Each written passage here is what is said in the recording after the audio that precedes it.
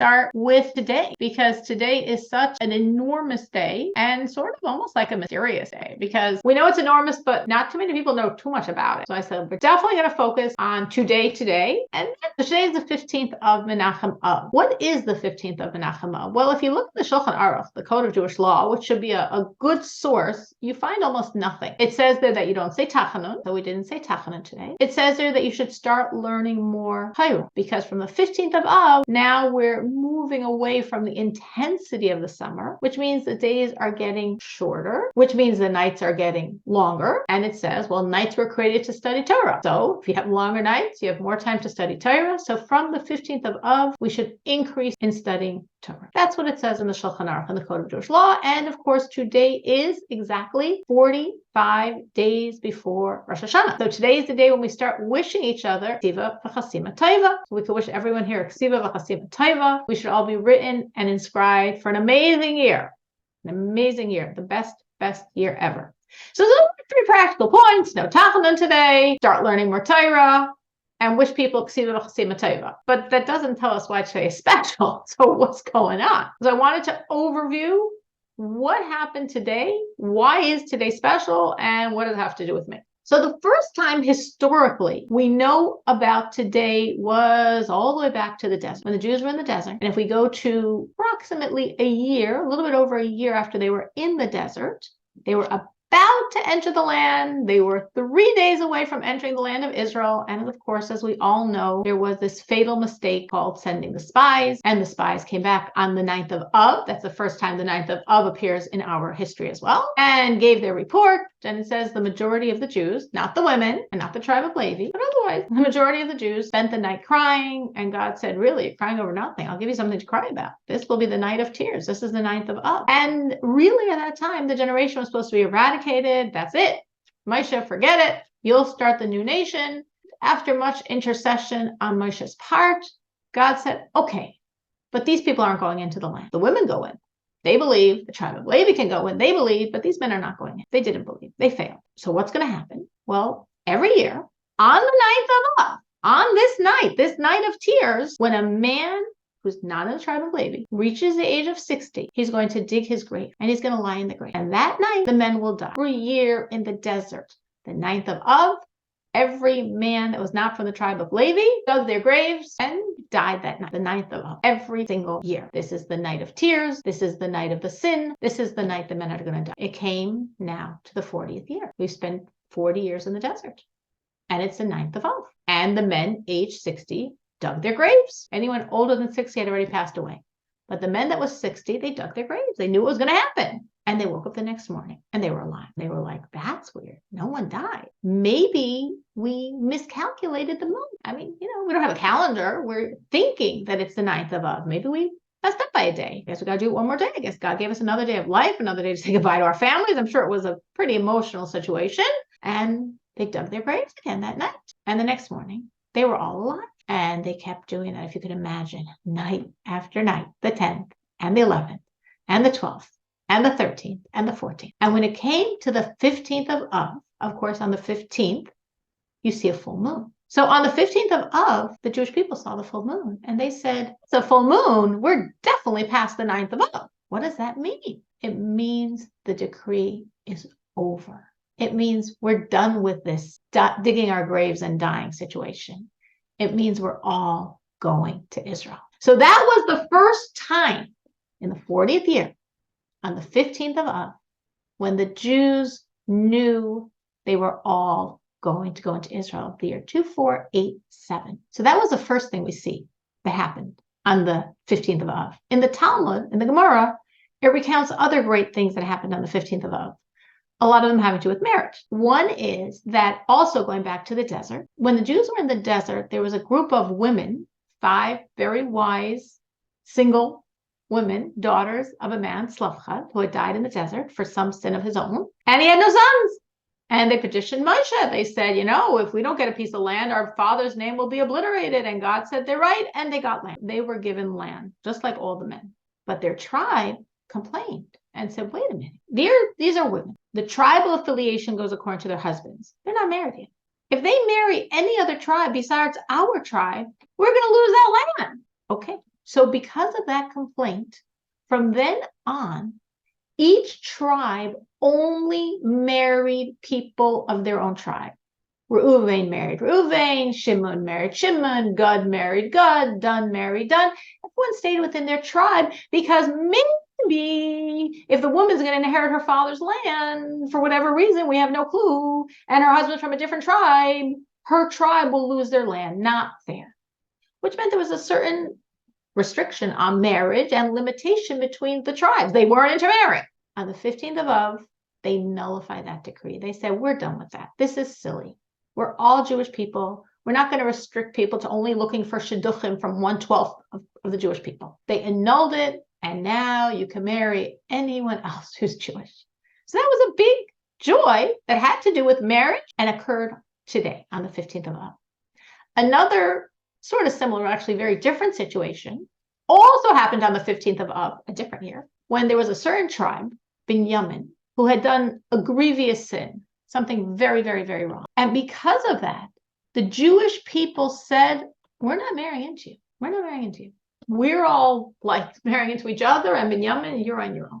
And the tribe was shrinking. There had been a war, they had died anyway, whatever. A lot of things went on there. And it was like, this is not tenable. And the tribe is not going to survive unless they marry into the Jewish people. And there was a lot of judgment back and forth. And finally, on the 15th of Av, the sages said, okay, we're taking away these rules that we just imposed, and Binyamin is free to marry among the Jewish people. Again, there's a lot of backstory that I'm not going into, but it was, again, a huge thing that really saved this tribe from literally dying out. And again, when did it happen? The 15th of Av, marriage, unity, brotherly love, and Binyamin has now rejoined the fold, so to speak, of the Jewish people. So that was another great thing on the 15th of Av. Another great thing that happened on the 15th of Av was, for about 200 years, most of the Jewish people could not go to the temple, to the Beit HaMikdash, What happened?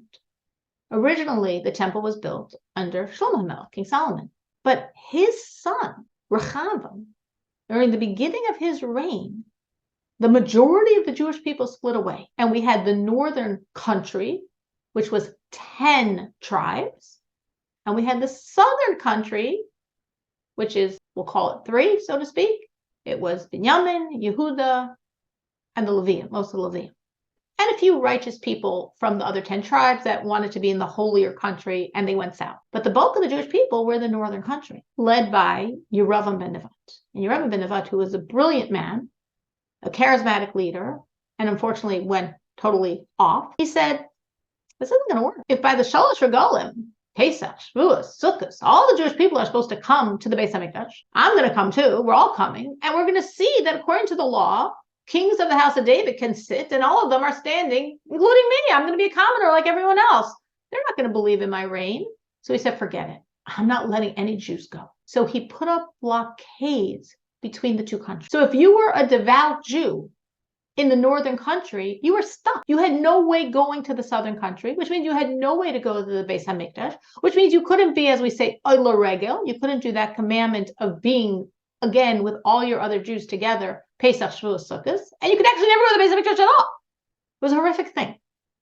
And it lasted about 200 years. And finally, the last king of that country, before the country was destroyed by Sancherib, the king of Ashur, Assyria, and that, of course, as we all know, is a concept of the lost 10 tribes, the missing 10 tribes. That's this country. The last king, Hoshea ben Elah, he removed the barriers. He said, no, we're done with that. Anyone that wants to go to the Beis HaMikdash, you're free. No barriers between the two countries. He removed them on the 15th of Av. So this was, again, a day of tremendous joy of unification. The northern country and the southern country were all one people. We're all the Jewish people. We're all together. Something else that happened on the 15th of Av. Beitar. Beitar was the last fortress of Bar Kokhba. Bar Kokhba had led a very, very, very successful revolution, a rebellion against the Romans. He almost won. And as the Gemara says, if it wasn't for certain sins that were committed, he would have won. And actually, according to Rabbi Akiva, he was Mashiach. But Jews sinned and the rebellion failed.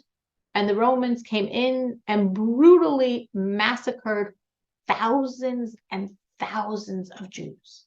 Thousands and thousands of Jews lost their life in Beitar. And the Romans were so mad, so furious with the audacity of these Jews that rebelled against them and almost won, that they didn't let us bury them. All the corpses were in Beitar under guard. Roman soldiers were there. And that lasted for 15 years. From 133, it was almost 2,000 years ago, till 148. It took 15 years until the Romans allowed us to bury the dead of Beitar. And they allowed us to bury the dead on the 15th of Menachem Av. And because of that, I see a question. I just want to finish this. I want to say a question. Because of that, our Chachamim made a special bracha that we say in our benching. The bracha of Hatov v'Hametiv was for, Hatov v'Hametiv is a double lashon of thanking God for two amazing things that happened in connection with this. One, that finally we were allowed to bury the bodies. And two, the bodies didn't smell. You think, what a stench. Thousands of murdered people, viciously murdered. It said for years, all the goyim, all the nations, their land was fertilized by the blood that was flowing from those thousands of bodies. And none of the bodies smelled after being exposed to the elements for 15 years. Shira. I was going to ask you, like, how would that benefit them by having all these dead bodies just exposed like that? It benefited them. I figured they smelled also. Right. It benefited them only as a means of like taking revenge even on the dead. Meaning on one hand, the Romans were hurting the rest of the Jewish people that weren't in Beitar. But honestly, they were probably even more doing it for the rebels of Beitar. Meaning it was such a chutzpah, if you can envision. Here's the Roman Empire who runs the world. Like imagine America today. And there's this little province like Puerto Rico. They staged a rebellion and they almost won. They almost got rid of all the troops. And again, according to the Gemara, it was literally, well, I don't even want to go to the story. It's so sad, but some sins happened and that's why they lost. Otherwise, they would have won, which made no sense physically. Even to such a degree, the Romans knew. It's very interesting. I mean, there's so many details here, but the Romans say that it says in the Gemara that when the victors came back from Beitar and reported to the Caesar about the success and they crushed the revolution, he said, what happened to Bar Kokhba? Bar Kokhba was the head. And again, Rabbi Akiva felt he was Mashiach. And they said, oh, we killed him. And the Caesar said, that's impossible. This is what a goy, the Caesar, is saying. He said, I don't believe any human killed Bar Kokhba. I want to see his body. And they brought his body and they saw he wasn't killed by any Roman soldier. A poisonous snake killed him. That was his power. And that was his power that this Roman Caesar knew. So they were so mad at them, they just wanted revenge. They literally wanted revenge on the dead bodies. And what were the sins? I'm so curious. I mean, basically, infighting, hatred between each other. Basically hatred between each other, causing infighting, which led to suspicion, which led to some really bad things happening. But which again is sort of, Beitar was like the last stop of the Churban. Just as the Churban, the second Beis HaMikdash, was destroyed for baseless hatred. Beitar, or Bar Kokhba's revolution, was like almost going to heal that, and then it happened again. And so the destruction of Beitar was like almost the last shards of the Churban. Like Tisha B'Av extended until the massacre of Beitar. And 15 years after 15 years, the Romans gave in to a lot of bribery and said, okay, you can bury the dead. And that was such a simcha. And again, you could say these Jews, like, it was just kavod hames. That's what we do if someone passes away. We honor them by burial. But with the blessing to Hashem was one, that we can bury them, and their bodies didn't even smell. It was just a miracle, again, honoring these martyrs that died trying to free the Jews, free the land, free them from the Romans, and really ultimately trying to bring Mashiach. Not in the way we try, in a physical way, a physical war, but that's what they were trying. They were trying to get back Yiddishkeit, get back control, get back autonomy. So did the Romans also have like kavod hames? Like why would it mean, like, did they know that meant something to us? They And that's why they definitely knew did it meant that? something to us because they definitely did it to hurt us. Did the Romans have that concept? I think it is a pretty human concept, meaning nowadays when people are into cremation, obviously there always has been that concept, but the honor always is burial for sure. And that's what we speak sometimes of people, and sometimes it's written biblically, it's written in Tanakh, it's written in the Medrash, of people who were, for whatever reason, didn't even merit kvura. They didn't merit to be buried, or they didn't merit to be buried kvuras Yisrael, with a Jewish kvura. And that, of course, is considered a tremendous, tremendous tragedy. And on a very practical note, it's very practical, since you happen to be going in that direction. Who knows if it's for someone who's listening right now? Anyone you know who is not religious, get them to sign a form. Convince them. There's legal forms. I could get it for you. Any of your rabbis could get it for you, I'm sure. That when they pass away, they want to be buried with Jewish burial. Because unfortunately nowadays, many such people, after they pass away, if they want it or not, sometimes them or sometimes whoever's left around that has legal rights is just going to burn the bodies. It's cheaper. Let's just burn the bodies. Let's just cremate. And if you have that legal document, I know we had a situation, my husband had a situation with someone that Baruch Hashem, he got him to sign that paper. He passed away. His son said, no way, I'm cremating him. Said, no, see you in court. And, wasn't even a fight. No issue at all. So it's a very huge spiritual thing and a very huge religious thing, a Jewish law, that a Jewish body should have kvuras Yisrael, should be buried properly as a Jew. So the 15th of Av, when we were allowed to bury thousands and thousands and thousands of Jews, it was such a joy that literally we enacted a bracha in our benching that we still have today, Hatov v'Hametiv, thanking God for that. There's one other thing besides, of course, the famous one that I haven't mentioned yet, that happened on the 15th of Av. And this started when the Jews came back for the second temple. Over the summer, they would chop the wood to have wood for the altar. And they wanted to chop it in the summer when the sun is at its highest, because then the wood is dry and doesn't have any worms in it. And the 15th of Av was the last day they chopped that wood. And they made a whole ceremony out of it. It was called the day of the breaking of the axe. Because the axes that they used to chop the wood, instead of storing them for the next year, they would literally break them and would celebrate. And it was like a mitzvah. It was like a celebration. And everybody was very happy. And this happened every year on the 15th of Av.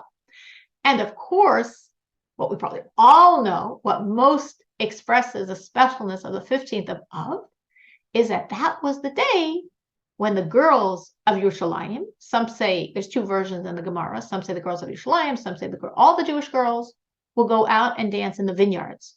They did this twice a year. There were 2 days a year when every single girl eligible will go out and dance on the 15th of Av and on Yom Kippur.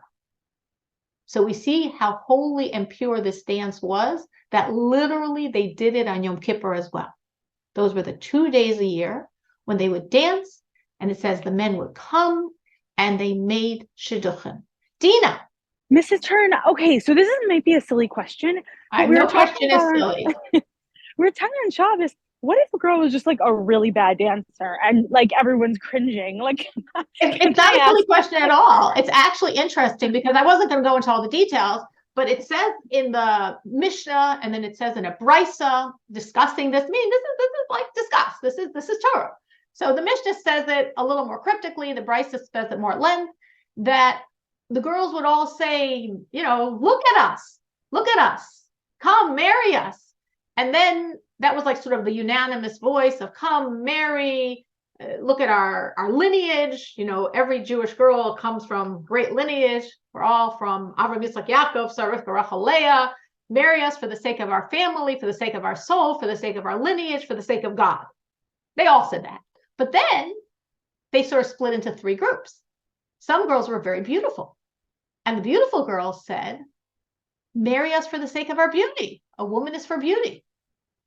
And some girls who weren't so beautiful, but had good yichus, they came from illustrious families, they said, marry us for the sake of our families. What's a woman for if not to have children? If you know we were raised in good families, we're going to produce good children. You're going to have nachas from your children. Marry us for our family lineage. And some girls weren't beautiful and didn't have great lineage. They didn't come from such good families. They were what the Gemara, the Mishnah, actually, the Brisa calls mechuaros, which we translate as the ugly ones. And they said, marry us for the sake of heaven, which means, just to unpack it a little to understand what this means, the beautiful ones literally were beautiful, but we know that the physical is representation of the spiritual. So these women that were so beautiful that they could say, marry us for our beauty. I mean, sheker achem v'hevel hayofi, you know, ishay ras Hashem is halal, where we're not supposed to look at physical beauty. No, but our physical beauty shows our spiritual beauty, shows the beauty of our soul. So when you see our physical beauty, you know there's a beautiful soul there. What do you want a wife here? You know, this is spirituality. Marry us for beauty. Now, some women, their souls weren't as beautiful, but they came from very good families. They were raised well. And they said, marry us for the sake of our family, meaning we come from good family. We were raised well. We're going to raise good children. You want to continue the Jewish people. You want to have good children that have a good chinuch. Well, that comes often from mothers that were raised well. So marry us for the sake of family, for our family and for the family we're going to create. And then there are some women that didn't have such beautiful souls and therefore not such beautiful faces. Maybe they were maybe they like the bad dancers. They didn't come from such great families. Maybe they weren't raised so well. But they said, what is this all about? It's all about God. We're Jewish girls. What does every Jewish girl have? Every Jewish girl has a soul. Marry us for the sake of heaven. Marry us for what we want. Who do we want? We want people that will marry people for the sake of heaven. We want people that will marry people to bring God into this world. So if they were good dancers or bad dancers, beautiful or the opposite, everyone found their bashert. And there were like 3 texts that I just got. So let me see. Well, Eliza is sending a link. So I guess maybe there's more information there people can check out. And someone else sent me 2 questions. The link that I just sent. Yeah.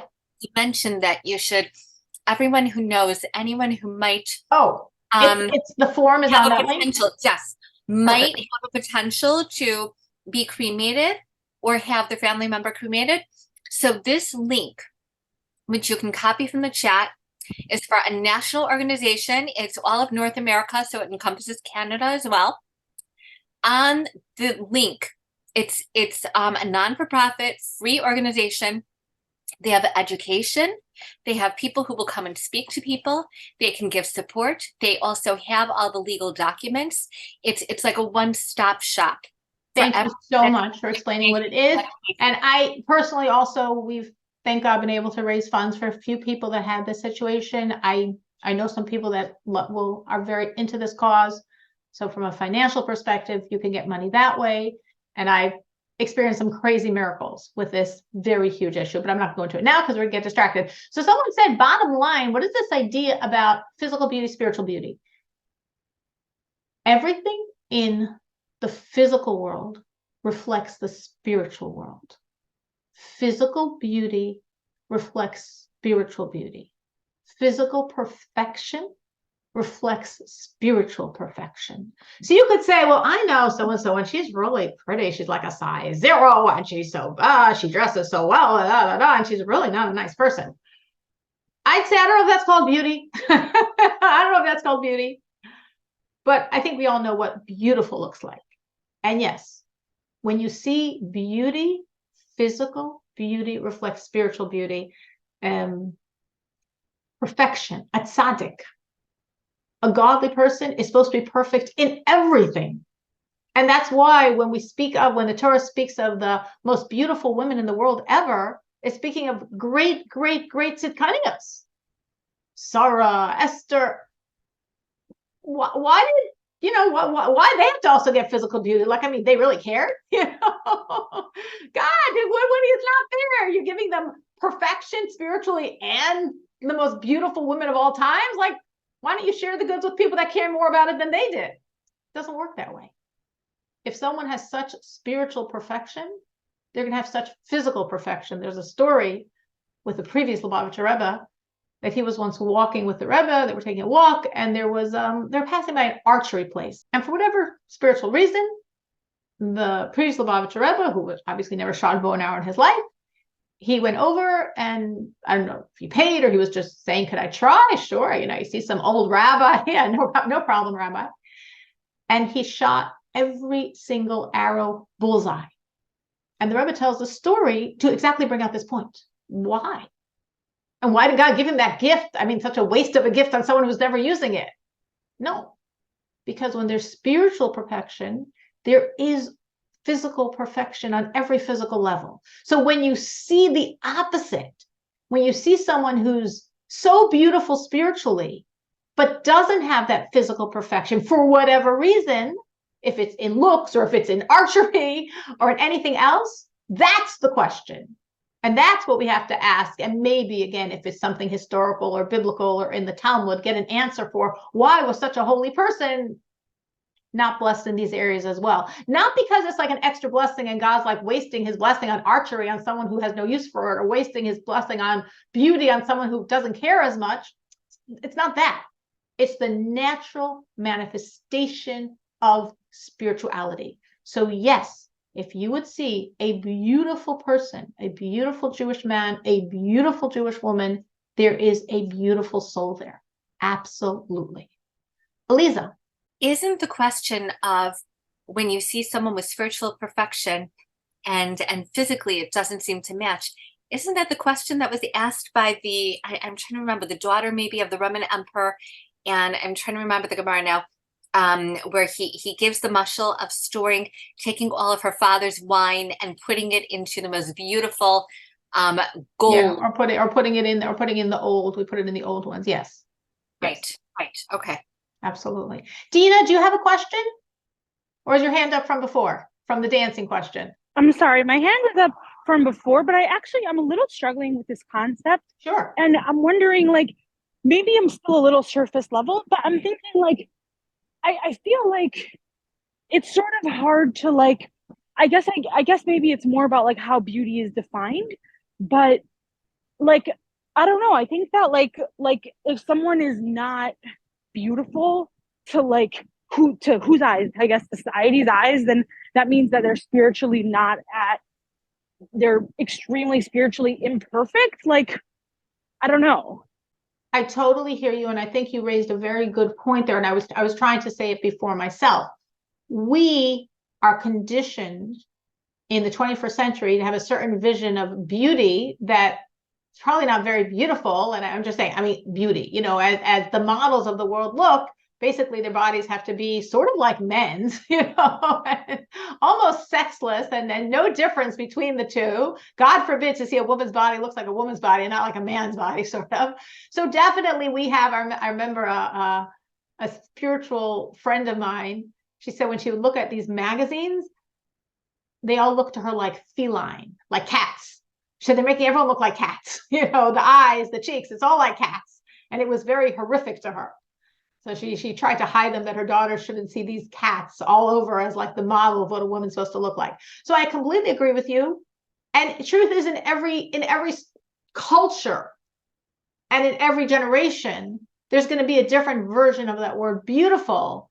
And the beautiful woman of the early 1900s today would never get a job modeling because they're too heavy, you know. And the models of today would have never gotten a job then because they would think they're emaciated. So definitely, we have that concept of societal perspective on beauty. But there's also beautiful. I didn't use the word pretty. There's beautiful. And I think we all sort of know what beautiful looks like. And I think if you see someone and you feel, wow, they're beautiful, you're feeling something and you're seeing something. And it's not because of America in the 21st century or they're yes thin enough, or they're yes heavy enough, or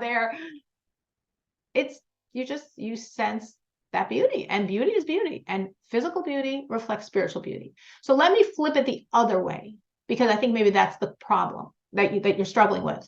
So let's say someone's not beautiful. They're not beautiful. Not just they're not beautiful by the standards of Western world 21st century. Well, straight out, they're not beautiful. Does that mean they have a bad soul? It doesn't mean they have a bad soul. God forbid. It doesn't mean they have a bad soul. All of us have strengths and weaknesses in our soul. And it says in the Talmud, as I think we were discussing recently in this class in Koheles, we spoke about the idea, what the Talmud calls zehir tfei, the shining quality of various Tanaim, of various very godly people. So what do you mean? They're perfect, so they're all exactly the same. No, they're perfect and they're all different. They all have different shining qualities. So it's possible for a Jewish man or woman to be a very good person, to have many strengths, which obviously means many spiritual strengths, but beauty isn't in their repertoire. It's not in the repertoire of their soul, and therefore it's not in the repertoire of their body, of their face, of their body. It's not. But they could be a wonderful, amazing person for very other reasons. But so in other words, it's like, if you see someone who's not beautiful, does this mean they have a bad soul? Not at all. If you see a Jewish person who is truly beautiful, does it mean they have a beautiful soul? Yes, it does. And if you see someone who fits the standard of the world because of their figure and of how they dress and of how they hold themselves and of the makeup they wear and the way they do their hair, that's not what we're talking about. But if you see someone who's a Jewish beautiful person, it reflects a beautiful soul. It's interesting because actually we just had this very recently in Chumash that we're not allowed to attribute beauty to a non-Jew. You can't say about a non-Jewish man or woman how beautiful they are. But we're talking here about Jewish beauty, not what society dictates, but true beauty. And a truly beautiful person, truly beautiful Jew is reflecting a truly beautiful soul. And a not as beautiful Jew can have an amazing, awesome soul, but not that quality of beauty. Dina, one more question. I'm sorry. No So problem. thank you for explaining that. It's just interesting. I found it really interesting when you just said, it kind of like really clicked for me when you said that we can't attribute beauty to a non-Jew. Because like, regardless of that, I think that like a non-Jew doesn't really have does not strike you or make you feel a certain way like a Jewish soul would. So it like really, I think it clicked for me. Thank you. Good. So Hashem put the right words in my mouth. Didn't come from me, trust me, that's for sure. So we went more into that than I meant to, but that's great. This is living with the times. This is today. So again, you had those truly beautiful women with truly beautiful souls saying, a woman is for beauty. Look at our souls. Look how beautiful they are. This is what life is about, connecting to God on this level. And the ones that came from wonderful families and were raised so well, it's all about family. It's all about us continuing. It's all about us having children and continuing this illustrious, beautiful chinuch. And those that had neither said it's all about the sake of heaven. What are we getting married for? We're getting married to bring God into this world. That's what we want in a chassan. That's what you must want in a wife. So we should get together and bring God into this world. That happened twice a year. It happened on the 15th of Av, and it happened on Yom Kippur. And it's interesting because when the Talmud discusses it, it puts the 15th of Av first, which means it was even more special than Yom Kippur.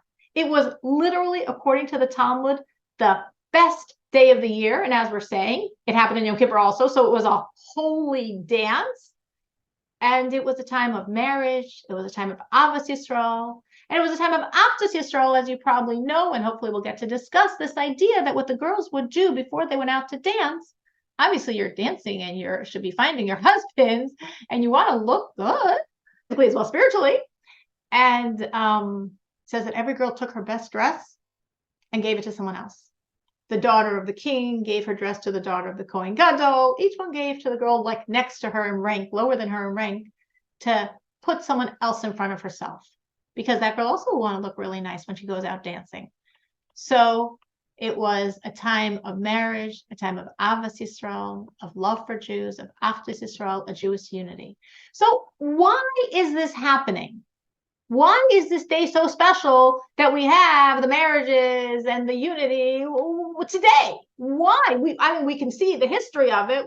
Everything I just said, you probably know. I mean, it's recorded in the Talmud and the Mishnah and the Brisa. Well, to understand that, we go back to the idea of the 15th. The 15th of every month is special for us. That's why, not coincidentally, the 15th of Nisan is Pesach. And the 15th of Tishrei, coming up in 60 days, is Sukkot. And the 15th of Adar is Shushan Purim. Because the Jews are cyclical like the moon. As the moon waxes and wanes, gets bigger, gets smaller, that's reflecting the Jewish people. So sometimes the moon's growing and we see the mazel of the Jews is shining and the Jews are being more successful and getting more solidified and things are going well. And then there's a time when the moon shrinks. And of course, the Jews have been through a lot of hard, impossibly hard stuff. So hard that when I finish those keynotes on Tisha B'Av, my question is, how do we survive? How are there 15 million of us today? How is there anyone alive after everything we've gone through? So the waxing and waning of the moon is reflecting the cycle, the ebb and flow of the Jewish people. So when the moon is at its fullest on the 15th, this reflects the fullness of the energies of the Jewish people. And that's why the 15th of every month is a great day for the Jewish people. And that's why, again, Pesach and Sukkot and all these things. This idea also reflects the Mashiach energy. Why is the moon smaller and waxing and waning? Well, we know it says in Midrash that originally God created two luminaries, the sun and the moon, and they were both equal size. And the moon came and complained to God and said, God, this doesn't make sense. You can't have two kings and one crown. We're two equal sized luminaries. There's only one crown. Who's supposed to wear it? And God said to the moon, you got a good idea. Go and make yourself small. And then God created lots of stars, so, to pacify her. But that's when the moon shrunk and became smaller and only reflects the light of the sun and all this stuff. Question is, why did God say, go and make yourself small? It's like, make yourself small. What's the go business? So it explains, according to Hasidus, that God was saying, go, because even though this seems like a tremendous crushing descent, instead of being two equal-sized luminaries, you're so much smaller. Every descent is for the sake of an ascent. Now you're going down. Now, from creation till the end of exile, you're going to be small. But you go down to go up. By Mashiach, the light of the moon will surpass the light of the sun. So whenever the moon is full, it symbolizes that idea, like the fullness of the moon, the light of Mashiach, the fullness of the Jewish people. When will the Jewish people be in their glory? By Mashiach. So that's every month. But the 15th of Av is different than every month because the Talmud doesn't say the best days for the Jewish people is the 15th of every month. The Talmud says the best days for the Jewish people is the 15th of Av and Yom Kippur. So specifically the 15th of Av, that's the best day. Well, now we understand the 15th, but why of Av? Because of everything we just experienced, because what we were doing last Thursday with the keynotes, with sitting on the floor, with all that affliction. The 9th of Av reflects the greatest tragedies we've ever experienced. It's the national day of mourning for every tragedy from the beginning until now. So everything's like a pendulum.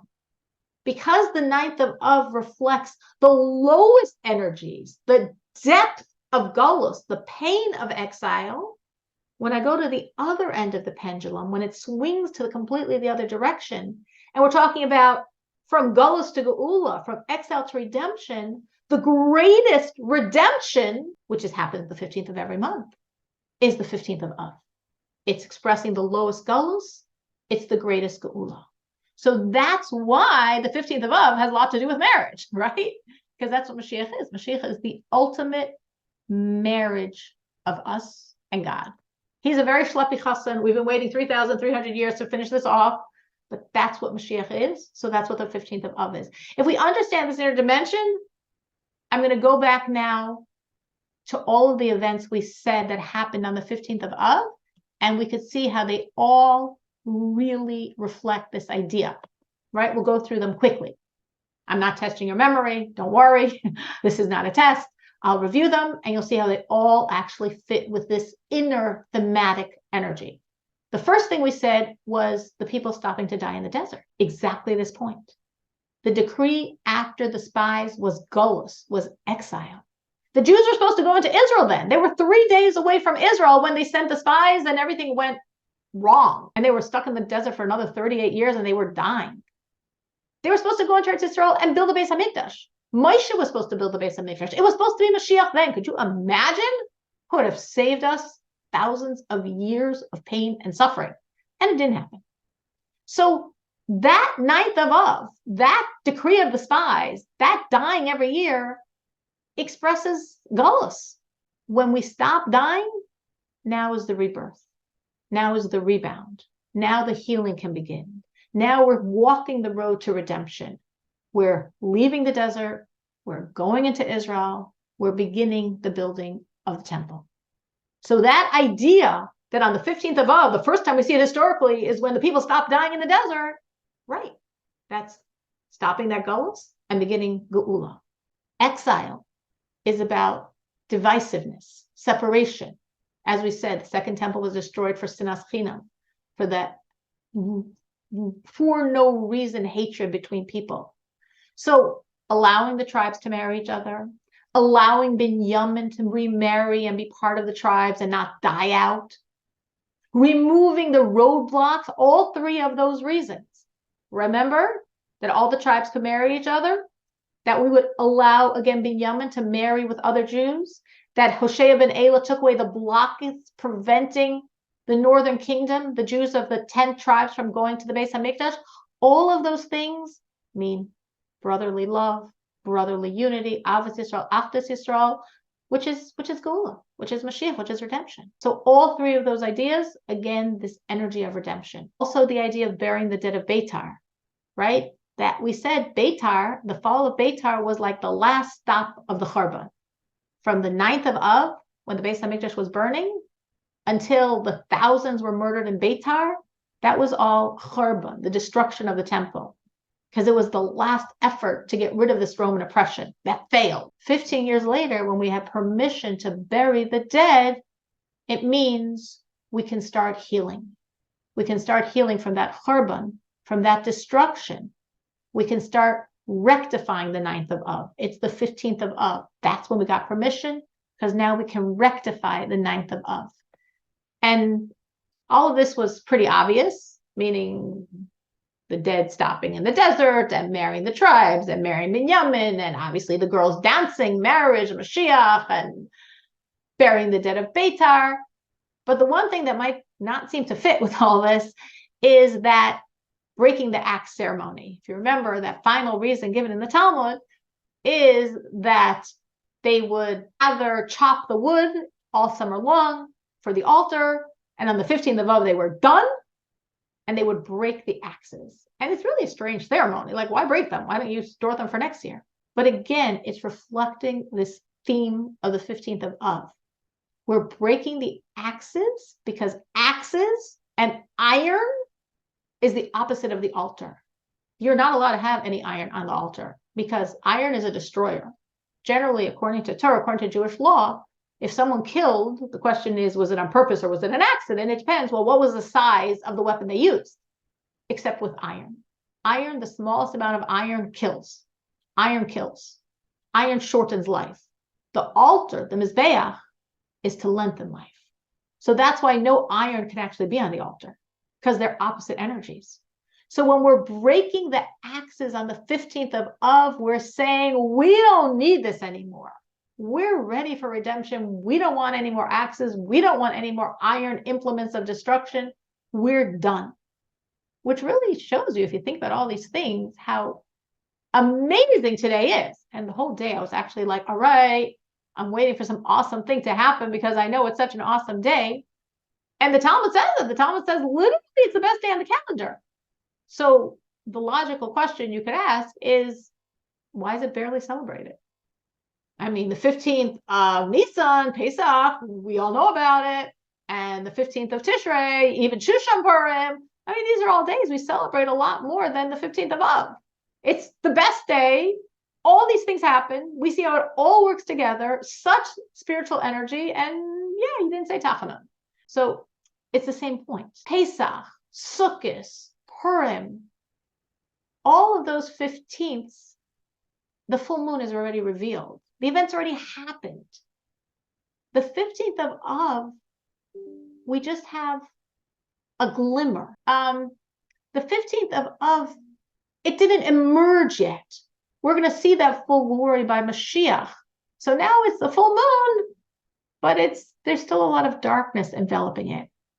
Just enough for us to realize, just enough for us to start celebrating, but it's not out in all its glory. And that's why people barely recognize the enormous power of the 15th of Av. I did want to point out another very practical application. I mentioned about the girls and the dresses. This is the day when the girls are dancing. This is the day when girls want to find a chassan, a husband, a mate. And this is the day when the girls were so selfless that literally they would take their most beautiful dress and give it to someone else who's also going to be dancing in the fields with them. And I think that's such an amazing concept.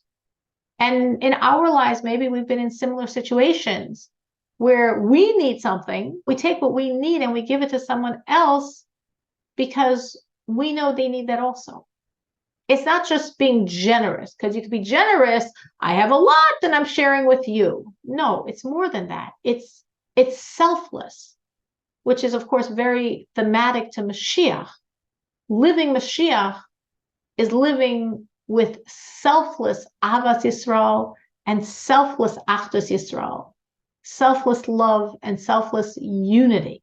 I really thought, here we know all this special energy of the 15th, if we wanted to try to make it practical and anyone had anything to share and any practical tips for selfless Ahavas Yisrael, selfless Achdus Yisrael, if anyone had anything to share. Oh, and I see my picture was off. Sorry. Aliza, your hand was raised from before? No. So, okay. So I'm going to share actually 3 different things very quickly. So one, which now we know Tu B'Av already was, your picture's gone. Does that mean that your computer is going? No, it's just my computer, but yeah, I'm still around. I'm still here. Okay. So the first, we know that Tu B'Av already was, but as you said, among the first things, we know that it's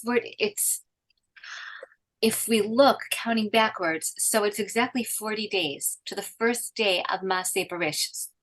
It's 40 days. It's the day of conception of Bereshis, where this is where Hashem conceived, so to speak, the thought to create the world. So it's a great day in terms of not just the breaking of boundaries in so many different areas, but it's the day for us to conceptualize who we are striving to be and davening for. So whether it's the day to daven for other people, and an Is Ratzon for all kinds of Yeshuas, or a day for us to literally just make a list of who do I want to be? Where do I want to be? So that I can have 40 days to work on even just one habit. So this is the third piece. So the first is to know that it's the day of conception, and then, to daven, knowing it's the Nes Ratzon. But the second is to daven for other people. And the third is to make our list in a very practical way and a very tiny, realistic way of what's one little thing or 2 little things that over the next 40 days I want to work on, because this is what I want to conceive in order to bring into action and fruition by 40 days from now, when it will have become a habit. That's great. That's beautiful. Wow, I really like that. I just want to explain what Aliza was saying about 40 days. Today is 45 days from Rosh Hashanah. So when she's saying 40 days, she's talking about from literally Brias Ha'olam, because Rosh Hashanah, of course, is the 6th day when man was created, as versus Brias Ha'olam, which was Sunday, not Friday of creation. Dina? Someone just said something quickly today that I thought was the Aliza's mention of the list reminded me of. As someone in Shidduchim, it's hard to sometimes step out of yourself. And so she just said, just in a practical way, just to your few friends or people that or whatever, just to reach out, see what they're looking for, just take even a few minutes and just get out of your own world a little bit and just see if you know of anyone, or maybe you've been out with someone or something like that, and spend a little time on someone else. It's such a beautiful idea, and it's such a practical idea. If for someone, because of course the 15th of Av is the Shidduchim energy, and it's such a beautiful thing to think, wait, I can think of someone nice that I went out with, but wasn't for me. Can I really stop and think of someone I know that maybe that person is for? I actually know it should have happening now. And that's exactly what happened. That a girl went out with a boy and the girl said no. And a year later, the girl recommended that boy to her best friend. So, yes, that it does happen. He wasn't for you, but it doesn't mean he's not a good guy. She wasn't for you. It doesn't mean she's not a good girl. That's a great idea. Very practical and very like this almost selfless idea of something you need helping someone else in that same area.